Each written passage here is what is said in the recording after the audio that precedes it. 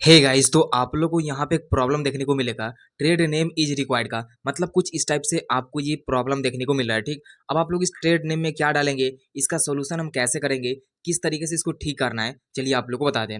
जैसा कि आप क्या करते हैं, कहीं पर भी जो भी आपका बिजनेस डिटेल है उसको अगर आप ऐड कर रहे होंगे तो वहाँ पे क्या है कि जो भी आपका डिटेल होता है, जो भी आपका जानकारी होता है, उसको यहाँ पे डालना होता है। अब जैसे यहाँ पे जीएसटी नंबर शो कर रहा होगा, ट्रेड नेम शो कर रहा होगा, लीगल नेम शो कर रहा होगा, ईमेल एड्रेस शो कर रहा होगा, मतलब ऐसा आप लोग को ऑप्शन देखने को मिल रहा है। अब ट्रेड नेम का मतलब क्या होता है, जैसे मान लीजिए आपके पास जो भी बिजनेस होगा, ठीक, आपके पास मान लीजिए जो भी बिजनेस होगा, जो भी दुकान होगा, तो जो भी बिजनेस का नेम होता है, जिससे मतलब जो भी आपका बिजनेस का नेम है, जो कि सभी लोग जानते होंगे, या जो भी आपका बिजनेस रजिस्टर है, तो क्या है कि जो भी आपका दुकान या बिजनेस का जो भी नाम है उसको यहाँ पे लिखना है। चलिए आपको लिख करके दिखाते हैं। मान लीजिए कोई भी एग्जाम्पल हम ले लेते हैं, मान लीजिए कोई यहाँ पे मोबाइल का दुकान हो गया, या कोई अदर चीज का बिजनेस हो गया, कपड़ा उपड़ा, या कोई सा भी बड़ा बिजनेस हो गया, अगर उसका अगर ट्रेड जो भी उसका नेम है उसको यहाँ पे लिखना है। अब जैसे मान लीजिए यहाँ पे मनीष मार्बल स्टोर हम लिखते हैं, जैसे हमने लिखा मनीष मार्बल स्टोर, मतलब कि आपको क्या करना है कि जो भी आपका दुकान होगा, जो भी स्टोर होगा, या जो भी आपका बिजनेस है, उसी का नेम आपको लिखना होता है। तो आपको समझ में आ चुका कि ऑप्शन है क्या, इसका हम सोल्यूशन कैसे करेंगे। कुछ इस तरीके से हमने आप लोगों को बताया। कुछ भी डाउट या कुछ भी कंफ्यूजन है, कमेंट जरूर कीजिएगा।